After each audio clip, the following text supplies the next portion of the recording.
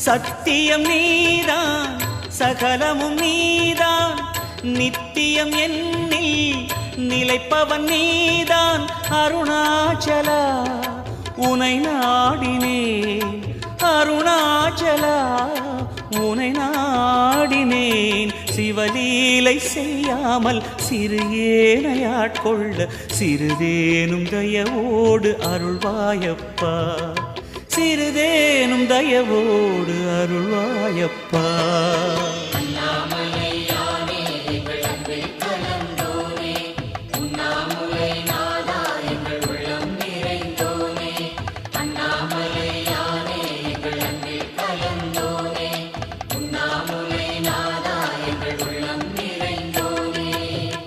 சிவமயமாக